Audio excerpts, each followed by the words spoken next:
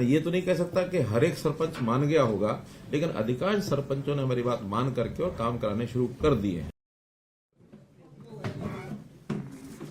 आज की इस विशेष प्रेस वार्ता में मैं माननीय मुख्यमंत्री जी की ओर से हमारे मीडिया के सभी बंधुओं का बहुत बहुत हार्दिक स्वागत करता हूं। इस प्रेस वार्ता को आगे बढ़ाते हुए मैं माननीय मुख्यमंत्री जी से उनके उद्बोधन के लिए प्रार्थना करता हूं। मित्रों, आज के इस बातचीत में मुख्य विषय है जो ग्रामीण क्षेत्र के अंदर अपना जो पंचायती राज सिस्टम है, उस पंचायती राज सिस्टम के बारे में कुछ जो भ्रांतियां हैं या कई तरह के विषय चले पिछले दिनों में, केवल उसको स्पष्ट करने के लिए और आपके सामने विषय में रख रहा हूं। आपको कोई बात उसमें लगती है तो जरूर बाद में पूछ लें। पहली बात तो है कि जो पंचायती राज सिस्टम है ये 3 टियर सिस्टम है और 3 टियर सिस्टम में जिला परिषदें, पंचायत समितियां और ग्राम पंचायतें।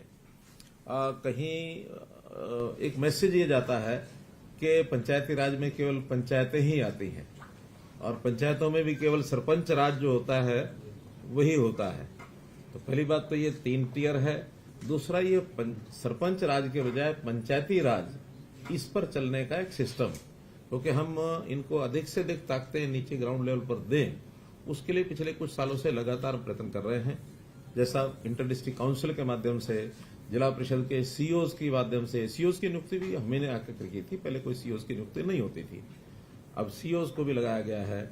और जिला परिषदों को उनको अलग से इंजीनियरिंग डिपार्टमेंट भी उनके लिए खड़ा किया जा रहा है, उनकी कैपेसिटी बिल्डिंग भी कराई जा रही है।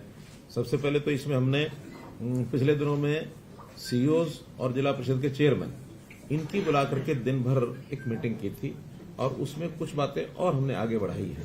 और उसमें जो चीज दोनों बार सरपंचों के साथ और जिला परिषद के साथ जो लागू होती हैं, कुछ तो वो बता रहा हूं मैं और कुछ जो है अलग अलग से भी इनका उल्लेख करूंगा।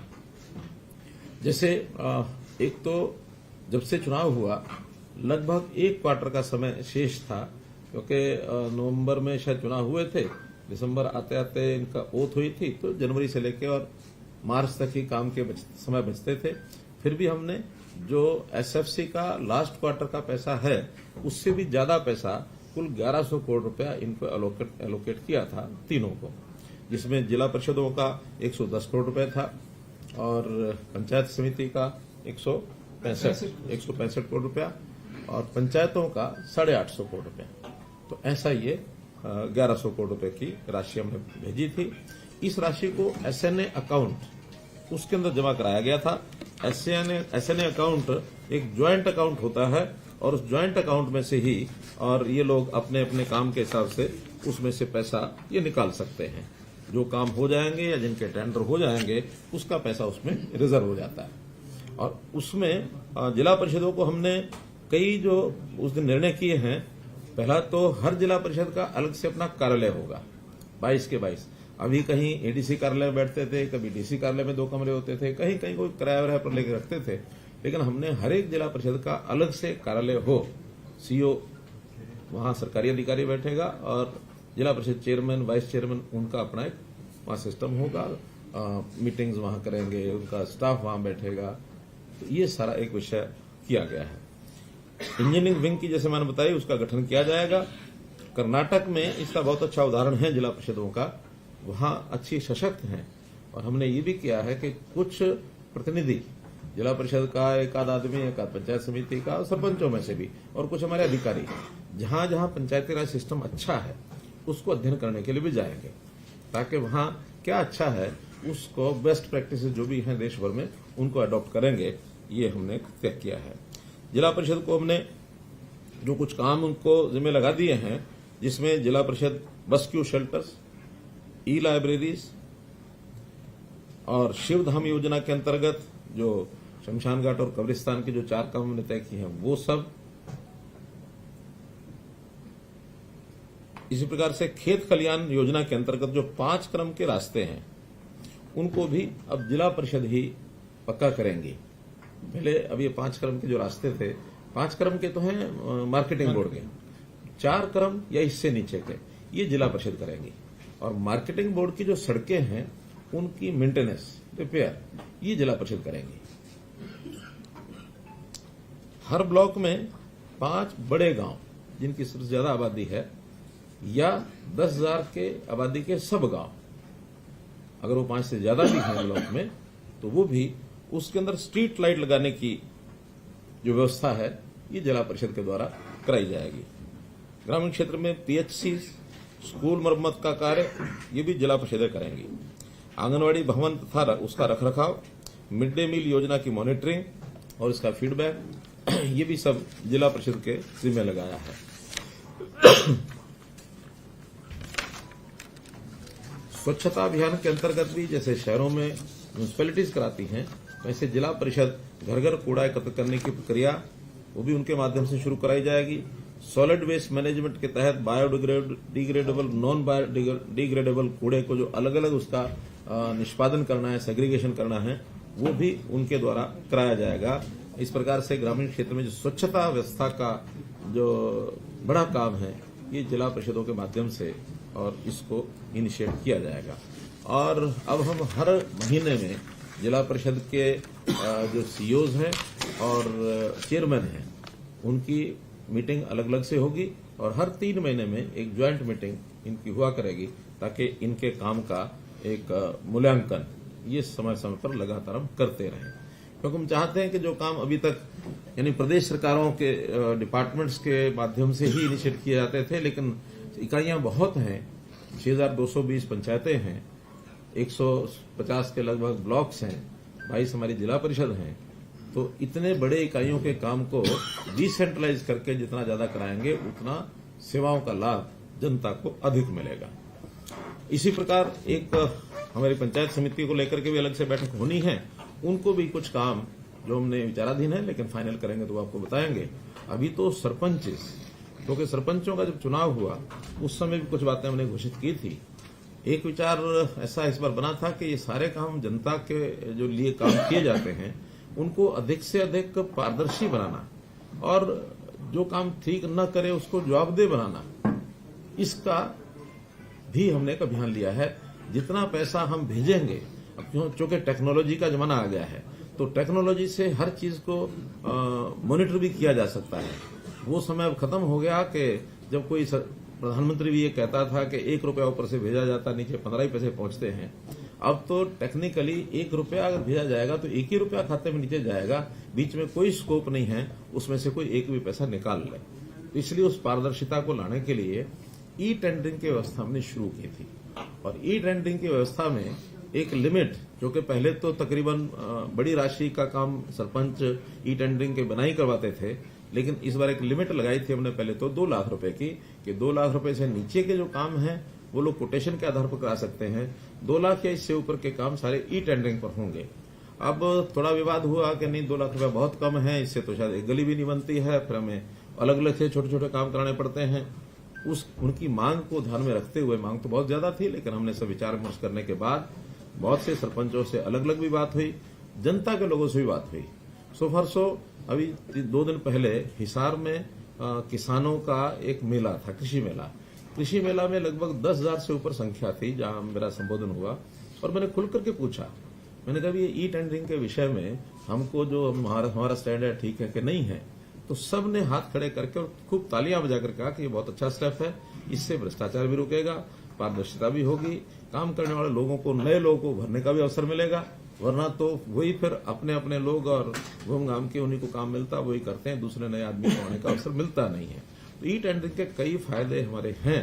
तो उसमें से मैं ये तो नहीं कह सकता कि हर एक सरपंच मान गया होगा, लेकिन अधिकांश सरपंचों ने हमारी बात मान करके और काम कराने शुरू कर दिए हैं। हमने इसमें थोड़ा उनकी डिमांड को ध्यान में रखते हुए अभी निर्णय लिया है कि ये 2 लाख की बजाय इस लिमिट को हम 5 लाख रुपया कर रहे हैं और 5 लाख रुपए तक के काम वो कोटेशन के आधार पर करेंगे। 5 लाख से ऊपर के काम सभी ई टेंडरिंग से होंगे। हाँ, 5 लाख तक के काम जो हमारी बातचीत तो सारे प्रतिनिधिमंडल से हुई है, उन्होंने उसको स्वीकार किया कि जो भी कोटेशन का काम होगा, लिमिट चाहे कुछ भी होगी, लेकिन उसका ऑडिट ये जरूर होगा। और ऑडिट का सिस्टम भी अब जिसको कहना चाहिए कि ऑनलाइन प्रणाली से ही होगा।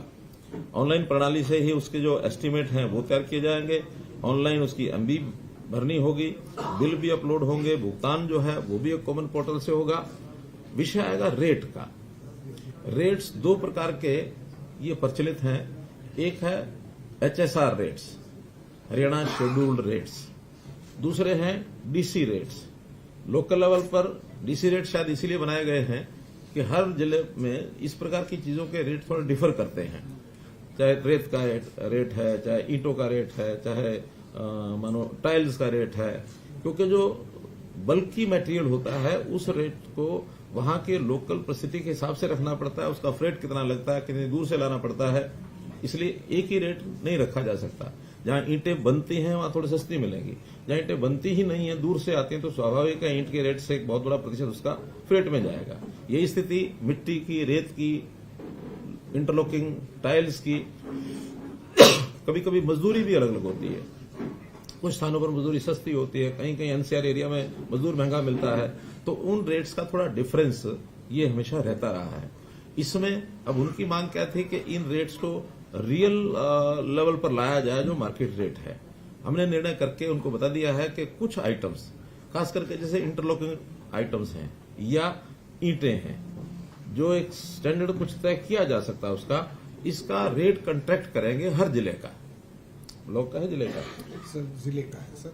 उससे ब्लॉक लेवल पे अगर कोई वेरिएशन आती है तो कैप्चर करते हैं, बट ये DC रेट जो ब्लॉक लेवल पे करते हैं, इंटरलॉकिंग का जो रेट कॉन्ट्रैक्ट करेंगे वो डिस्ट्रिक्ट लेवल पर ही रेट कंट्रैक्ट होगा। उस रेट से सस्ता कोई लेना चाहे लेके लगा सकता है। क्वालिटी जो तय होगी, उसका पैरामीटर तय होगा, वही ली जाएगी। लेकिन अगर कोई व्यक्ति किसी व्यक्ति से कुछ नेगोशिएशन करके सस्ता भी लेना चाहता तो ले सकता है, लेकिन मैक्सिमम रेट वही होगा जो रेट कंट्रैक्ट होगा। रेट कंट्रैक्ट में जो पार्टीज टेंडर करेंगी, जो उसमें पार्टिसिपेट करेंगी और रेट मैचिंग जो करेंगी L1 को, उनको सबको सप्लाई करने का अवसर दिया जाएगा। किसी से भी मटेरियल जो है वो लिया जा सकता है। फिर इसकी जो गुणवत्ता की जांच करने के लिए सोशल ऑडिट सिस्टम, इसको हम स्थापित कर रहे हैं। अगले 6 महीने के अंदर इसका विधिवत एक सिस्टम बन जाएगा। वही गांव के प्रमुख लोगों की टीम बनेगी, वही उसका ऑडिट करेंगी, जिसके अंदर कुछ रिटायर्ड लोग होंगे, कुछ पूर्व जनप्रतिनिधि होंगे, जो एक सहमति के आधार पर ग्राम सभा को भी बताया जाएगा। उसमें भी अगर कोई गलत आदमी आया तो उसको बाहर करके ग्राम सभा की जो बैठक है उसके अंदर उसको सैंक्शन कराएंगे। ये आपकी यहाँ की सोशल ऑडिट टीम है। तो ऐसे सोशल ऑडिट के माध्यम से भी जांच की जाएगी। और एक हमने क्वालिटी एश्योरेंस अथॉरिटी ये बनाने का भी शुरू कर दिया है, बहुत जल्दी नोटिफाई हो जाएगी। छोटे बड़े प्रदेश में जो भी काम है, सबकी क्वालिटी को एक प्रकार से उसको सुनिश्चित करने के लिए ये जो क्वालिटी असेसमेंट अथॉरिटी होगी, ये अपना मैकेनिज्म खड़ा करेंगे। कहीं भी चलते हुए काम में भी वो चेक करेंगे। चलते हुए काम के बाद, यानी पूरा होने के बाद भी शिकायत मिलती है तो एक क्वालिटी एश्योरेंस अथॉरिटी उसकी जांच करेगी। नहीं, ये तो सबके लिए, पूरे प्रदेश में क्वालिटी एश्योरेंस अथॉरिटी हर सिविल वर्क के लिए, वो पंचायती पर भी लागू होगा, बाकी भी लागू होगा। और ये जो 5 लाख रुपए की राशि की लिमिट बनाई है नेगोशिएशन की, इसमें चाहे वो 5 लाख या 5 लाख से कम के काम हो, क्योंकि जरूरी नहीं कि हर काम 5 लाख का होगा, 2 लाख के भी होंगे, 3 के भी हो, 1 का भी होगा। तो ऐसे कोटेशन के आधारित कुल जो काम है उसकी मैक्सिमम लिमिट तो 25 लाख है बड़ी पंचायतों के लिए, लेकिन जो छोटी पंचायतें हैं उसका 1/3 से ज्यादा ये उसमें से नहीं करा पाएंगे। मानो कुल मिलाकर के है ही 50 लाख रुपया किसी पंचायत के पास, तो 17 लाख रुपए के काम वो उसमें से कोटेशन पर करा पाएंगे, बाकी काम ई टेंडरिंग से ही कराएंगे। तो ऐसे इसमें कोई और नया कोई सुझाव आएगा। मानो बहुत छोटी पंचायतें भी कहीं कहीं हैं, है ही 5-7 लाख रुपया साल का जाता। मानो 1000 की आबादी होगी तो उसमें 1000 की आबादी में 2000 के हिसाब से कितना हुआ, 20 लाख। हाँ, तो 1000 की आबादी में 20 लाख रुपया जाएगा। तो उनके काम भी उतने छोटे छोटे उतने ही होंगे। अगर वहां बड़े काम का स्कोप नहीं होगा तो छोटे काम का दोबारा से भी सोच सकते हैं। लेकिन अभी पहले चरण में हमने ये सोचा कि कोटेशन के काम जो हैं वो मैक्सिमम तो 25 लाख, लेकिन 1/3 से ज्यादा नहीं सालाना। मतलब 75 लाख है तो 25 बन गया, अगर 20 है तो फिर वो 7-1 की 7 लाख। अगर 75 लाख से ऊपर भी किसी गांव का अलॉटमेंट है तो 25 लाख का काम करा सकता है।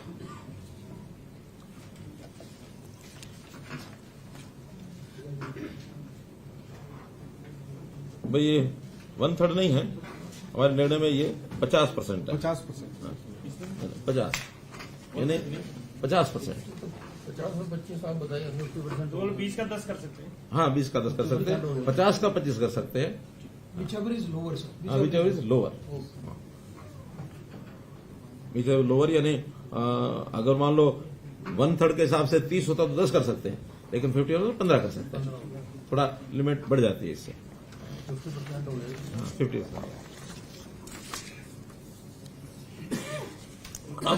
काम दोनों प्रकार के हैं, कुछ ई टेंडरिंग से होंगे, कुछ कोटेशन से होंगे।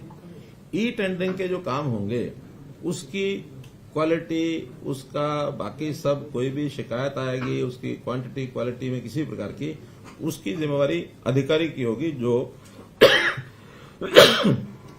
हमारा इंजीनियरिंग डिपार्टमेंट है, जो उसकी गुणवत्ता को यानी तकनीकी रूप से जो जिम्मेवार है, जो साइन करेगा, जो उसको फाइनल करेगा, वो उसकी होगी। लेकिन जो कोटेशन के ऊपर किए जाने वाले काम है, इसकी जिम्मेवारी सरपंच की होगी, क्योंकि कोटेशन का काम सब उसी के ऊपर आधारित है। उसने किससे काम कराना है, कैसा काम हुआ, कैसे उसने मटेरियल लगाया, क्या किया, तो वो जिम्मेवारी सरपंच की होगी।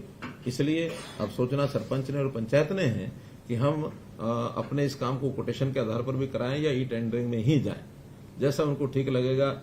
यानी जो मिनिमम 25 लाख वाला काम 6 लाख से नीचे या 50% वाला, उसमें भी अगर उनको लगता है कि हमें काम सेफली होने में दिक्कत नहीं आ रही तो करें। अगर उनको लगता है कि नहीं इसमें तो हमें नहीं कठिनाई आ रही है तो फिर वो ई टेंडर में चले जाए, छोटे काम भी चले जाए। तो 25 लाख तक भी टेंडरिंग में जा सकते हैं। जा सकते हैं, उससे नीचे वाले तो जा ही सकते हैं, उससे ऊपर नहीं जा सकते। 5 से नीचे वाला, 5 से ऊपर तो ई टेंडरिंग है। हाँ, 5 लाख से ऊपर के तो ई टेंडरिंग है ही है। एक विषय था कि इनको जो मानदेय हम देते हैं उस मानदेय को बढ़ाया जाए, तो हमने उसको भी अप्रैल से जो मानदेय उनको मिलेगा अब आगे 3,000 रुपए से बढ़ाकर सरपंच के लिए 5,000 रुपया किया है, और जो पंच है उसका मानदेय 1,000 से बढ़ा के 1,600 रुपया किया है, और इसको डीए रेट से साथ जोड़ दिया है।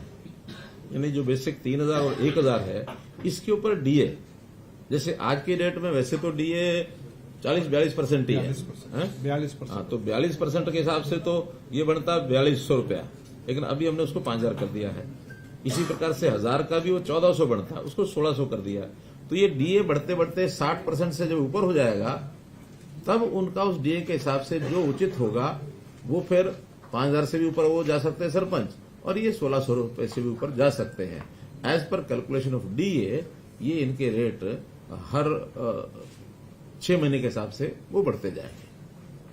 कार्यकाल कभी किसी का कितना ही हो, लेकिन अभी जो बेसिक 2016 के रेट से ये बढ़ेगा, 2026 में इसको फिर रिवाइज किया जाएगा। 10 साल बाद जैसे कर्मचारियों का होता है, हर 10 साल के बाद रिवाइज होता है, डीए चलता रहता है, बाद में 10 साल बाद डीए को मर्ज कर देते हैं और फिर बेस रेट 10 साल का दोबारा से शुरू होता है। तो हमने प्राय और भी जहां जहां इस प्रकार के विषय हैं, बजाय हर दिन कोई डिमांड रखे, तो एक बार तय किया, फिर उसके बाद 10 साल तक डीए रेट्स। हमने तो इवन जो हमारे विधायकों की जो पेंशन है उसको भी डीए रेट्स के साथ जोड़ दिया है। ऐसे ही मिनिमम वेजेस एक्ट के अंतर्गत जो मिनिमम वेजेस तय होते हैं उसको भी डीए के साथ नहीं बल्कि उसको सीपीआई सर डीए भी सीपीआई के ऊपर लगभग वैसे ही होता है वो। हाँ। लेकिन वो टर्म अलग अलग है इसलिए। इसी प्रकार ग्राम सचिव की जो एसीआर लिखी जाएगी, उस एसीआर पर भी सरपंच को अपनी टिप्पणी देने का अधिकार होगा कि उस ग्राम सचिव का व्यवहार कैसा है, उसके लिए एक रिमार्क्स के लिए, और वो रिमार्क्स देख करके ही उसकी एसीआर जो अधिकारी है उसको हिसाब से लिखेगा। फिर बिजली के जो बिलों के ऊपर 2% का हमने एक पंचायत कर लगाया है, उसको भी पंचायतों को रेगुलर 3 महीने में दिया जाएगा। अभी तक जो पिछला बचा हुआ है वो 1 अप्रैल 23 के बाद सब कैलकुलेशन करा रहे हैं, तुरंत पिछला जो एरियर है वो भी उनको मिलेगा आगे हर 3 महीने में, क्योंकि बिजली के जो बिल होते हैं वो उनसे लेने होते हैं। पंचायत घर का बिल है, कोई ट्यूबवेल का बिल है, कोई स्ट्रीट लाइट का बिल है, जो भी है ये सारे पंचायत से लेने होते हैं, और जो उनके एरिया में जितना भी बिल बनता है एग्रीकल्चर को छोड़कर, उसका 2% उनको देना होता है, उनका दे होता है उनकी तरफ। तो कम ज्यादा होगा वो हर 3 महीने उसके इसका यूनिट विलेज लेवल है। हाँ विलेज यानी ग्राम पंचायत है, विलेज नहीं, विलेज बल्कि कई बार तो ज्यादा हो सकता अलग इकाई होती है। और इसी प्रकार से जो स्टाम्प ड्यूटी है, संपत्ति पर जो बिक्री है उसके ऊपर भी 1% पैसा पंचायतों को ये हर महीने उनको जो है क्रेडिट कर दिया जाएगा, जो उस एरिया की जमीन बिकती है तो गांव रूरल की, शहर का वो अर्बन लोकल बॉडीज को जाता है। रूरल का 2% होता है, 1% पंचायतों को, आधा % पंचायत समिति को, आधा % जिला परिषद को, 2% पूरा उनको जाएगा। अभी जो इस वर्ष का इस जो एक बार हमने 1100 करोड़ रुपया दिया है, जो कि हमने कहा था कि 1100 करोड़ रुपए को सब 31 मार्च तक अपना पूरा खर्च कर लें, पूरा उनका अधिकार है, लेकिन बहुत सी पंचायतों ने खर्च नहीं किया है। आज भी उनसे निवेदन यही है कि वो इस पैसे का जितनी प्रस्ताव पारित हो गए हैं या करवा रहे हैं उसके टेंडर्स वो अपलोड कर दें, यानी पब्लिश कर दें। जिस दिन पब्लिश कर देंगे जो भी टेंडर होगा उसका जो एस्टीमेट होगा उतनी राशि उनकी ब्लॉक हो जाएगी उसमें। वैसे तो सामान्यतः उस अकाउंट में से पैसे तब निकालते हैं जब पेमेंट करनी होती है, लेकिन हम ये भी सुविधा दे रहे हैं कि अभी भी वो टेंडर पब्लिश करेंगे उसी दिन से वो राशि उनकी 31 मार्च से पहले वो उनके लिए हो जाएगी, बाकी जो है वो अगले साल में चली जाएगी। तो कोटेशन वाले होंगे, हाँ कोटेशन वो बताने वाला। पहले तो ये है ई टेंडरिंग का कोटेशन में भी 25 मार्च तक जितनी कोटेशंस उनका वर्क अलॉट हो गया होगा वो तो पैसा उसमें से रिजर्व हो ही जाएगा। इसके अलावा भी 25 मार्च के बाद भी हम उसके लिए 2 श्रेणियां बना रहे हैं। उन 2 श्रेणियों में एक के लिए 5 लाख रिजर्व रख रहे हैं, दूसरे के लिए 10 लाख, ताकि इस 5 लाख और 10 लाख को भी 25 मार्च से 31 मार्च तक वो यूज कर सकेंगे, और वो नहीं करेंगे तो वो भी फिर आगे चला जाएगा। तो इस प्रकार से श्रेणी बनाई है। जिनकी टोटल राशि सैंक्शन 20 लाख तक है उनके लिए 5 लाख रुपए छोड़ेंगे, और जिनकी राशि 20 लाख से ऊपर है उनके लिए 10 लाख छोड़ेंगे, ताकि इस राशि को 5 दिनों में और भी कुछ छोटा बड़ा काम उनको ध्यान में आता है तो वो उसको करा सकते हैं। बाकी सब काम 1 अप्रैल से नए साल का जितना भी पैसा है वो 1 अप्रैल से फिर उनको इसी प्रकार से उपलब्ध हो जाएगा एसएनए अकाउंट में। और ये अकाउंट हर वर्ष यानी 4 बार में दिया जाएगा उनको, जो एसएनए अकाउंट में क्वार्टर वाइज। जो ये पैसा बचेगा ये नहीं, ये तो खत्म ही हो गया, यानी अगला और मिल जाएगा उनको अप्रैल में। और उनको क्वार्टर में खर्च करना है, पहले क्वार्टर में 30%, दूसरे क्वार्टर में 30%, तीसरे में 20%, चौथे में 20%, 30-30-20-20। जो पैसा उनका है वो उन्हीं का है। हाँ, बचे हुए पैसे का उपयोग जहां जरूरत ज्यादा है या जिन लोगों ने काम ज्यादा कराना है उनको ट्रांसफर करेंगे, पैसा वो उन्हीं का है। और इस समय तक जो कामों का हमारे पास ये जो शर्त लगा रहे हैं, ये तो पंचायतों की अपनी आमदनी का पैसा एक हम सरकार से भेजते हैं, तो ये जो सरकार से भेजते हैं उसी की उसका, बात है। हाँ, अपना तो उनके पास वो उनका है ही है। ये तो सरकार से जो उनको स्टेट फाइनेंस कमीशन का पैसा दिया जाता है उसी के लिए। हमने जो 1100 करोड़ दिया ये स्टेट फाइनेंस कमीशन का ही है, इसमें सेंट्रल वाला पैसा नहीं है, इसमें उनकी अपनी आमदनी नहीं है, इसमें स्टैंप ड्यूटी नहीं है, इसमें ये जो बिजली का बिल वो नहीं है, सिर्फ स्टेट फाइनेंस कमीशन का जो पैसा 1100 रुपए दिया। अगले साल का टोटल जो बनेगा वो अभी बजट में तय हो जाएगा कि कितना हमने देना है, उसका 30-30-20-20। और उसमें भी पहला काम हम ये करते हैं कि जो कमिटेड एक्सपेंसेस होते हैं उस पैसे में से सबसे पहले वो निकाल सकते हैं। सैलरी है, कोई इंटरेस्ट देना किसी चीज का, कोई किराया देना है, या बिजली का पैसा आया कम है देना ज्यादा है वो दिया जा सकता है। तो जो कमिटेड एक्सपेंस देना है वो तो देना ही है। विकास के काम के लिए जो बाकी बचा पैसा उसको वो यूज करेंगे। अभी तक जो स्टेटस है, कुल 6220 पंचायतें हैं, 217 हैं जो चुनी गई थी, 3 पंचायतों का चुनाव नहीं हुआ था, तो 6217 में अभी तक 5048 पंचायतों ने प्रस्ताव पारित किए हैं। 1169 पंचायतें ही ऐसी हैं जिन्होंने भी कोई प्रस्ताव पारित नहीं किया, और इसमें 2 लाख से नीचे के, 2 लाख के ऊपर के, कुछ पंचायतों ने दोनों किए हैं, 2 लाख नीचे ऊपर दोनों। तो ऐसे कुल काम 9418 काम हैं जो आज की डेट तक प्रस्ताव पारित हो चुके हैं।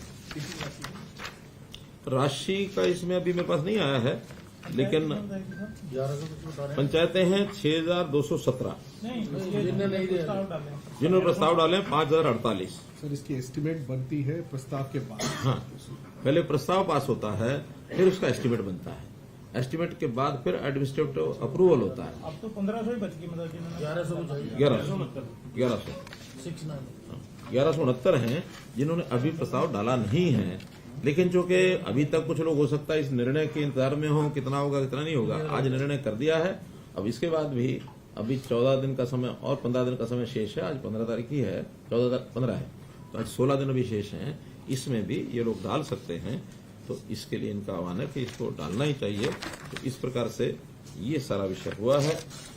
आज की डेट में जो एक प्रस्ताव जो अपलोड हुए हैं उसका भी एक आंकड़ा हमारे पास था।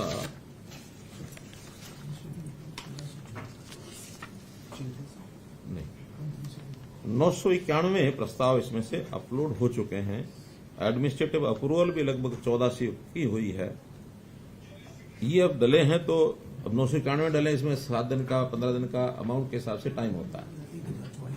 तो कोई 7 दिन में क्लियर होगा, कोई 15 दिन में क्लियर होगा। 1044 हो गए जो टेंडर फ्लो। अब 1044 हो गए। मेरे पास 991 का आंकड़ा है, तो अभी लेटेस्ट 1044 है। ये तो हर घंटे में बदलता है। सर 2024 प्रस्ताव अपलोड हो गए हैं। हाँ, टेंडर टेंडर हाँ, प्रस्ताव तो अपलोड नहीं होते हैं। प्रस्ताव का तो फिर बाद में जाता है जेई को। प्रस्ताव जेई को जाता है, जेई उसका एस्टीमेट बनाता है। एस्टीमेट बनने के बाद फिर वापस पंचायत उसका